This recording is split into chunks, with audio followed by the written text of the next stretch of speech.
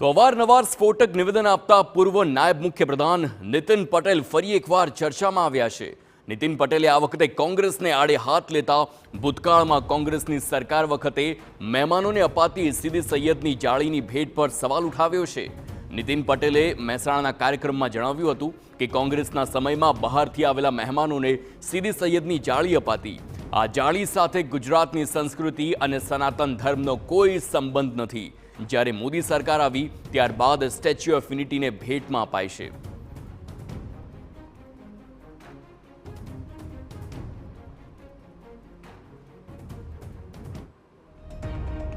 કોંગ્રેસની સરકારો હતી એટલે મારે કહેવું ના જોઈએ, બહારથી મહેમાનો આવે ત્યારે શું ભેટ આપતા હતા?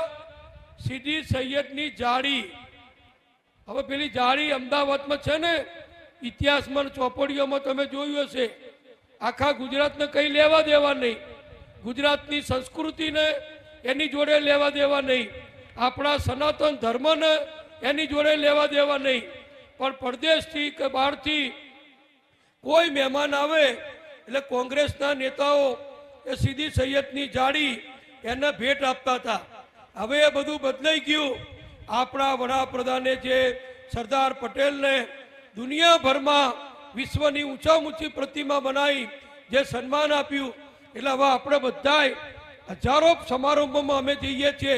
હું હોઉં કે ગોરધનભાઈ હોય કે બીજા મહેમાનો હોય કે મુખ્યમંત્રી ભૂપેન્દ્રભાઈ હોય, બધાને સ્ટેચ્યુ ઓફ યુનિટી સરદાર વલ્લભભાઈની પ્રતિમા બધા ભેટ આપે છે।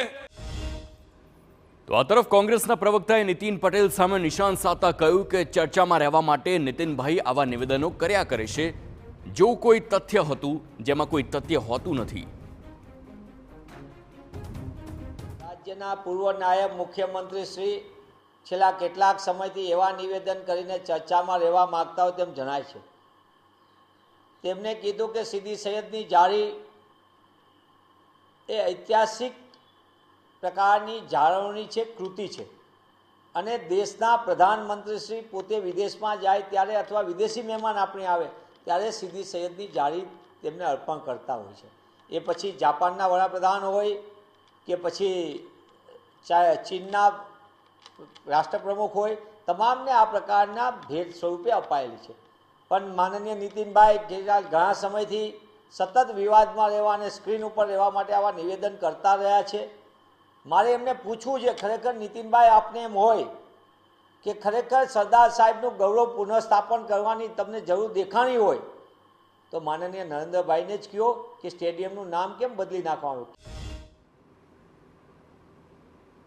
તો જે પ્રમાણે નીતિન પટેલનું નિવેદન ફરી તે ચર્ચામાં આવ્યા છે, વિવાદ સર્જાયો છે, કારણ કે સીદી સૈયદની જાળી જે એક સમયે કહેવાતું અમદાવાદની ઓળખ ગણાતી, અને તેમનું એક સ્પષ્ટ નિવેદન કે જ્યારે વિદેશી મહેમાનો આવે છે ત્યારે સીદી સૈયદની પ્રતિકૃતિને ભેટમાં પહેલાં અપાતી હતી કોંગ્રેસના સમયમાં, પરંતુ હવે સ્ટેચ્યુ ઓફ યુનિટીને એક પ્રતિકૃતિ સમાન, એક ઓળખ સમાન ગુજરાતની તેને આપવામાં આવે છે। આ નિવેદનથી જ ફરી એક વખત રાજકારણ પણ ગરમાયું છે, કારણ કે આ પ્રકારનું નિવેદન કોંગ્રેસના પણ આક્ષેપ કરવામાં આવ્યા છે, અને વર્ષોથી ગુજરાતની સાથે જ અમદાવાદની ઓળખ ગણાતી સીદી સૈયદની જાળીને લઈને પણ આ વિવાદિત નિવેદન તેમણે આપ્યું છે। તેમનું સ્પષ્ટ કહેવું હતું કે ગુજરાતની સંસ્કૃતિ સાથે સીદી સૈયદની જાળીને કોઈ લેવા દેવા નથી, અને જ્યારે મોદી સરકાર આવી ત્યારે સ્ટેચ્યુ ઓફ યુનિટીની પ્રતિકૃતિ હવે ભેટ સ્વરૂપે આપવામાં આવે છે।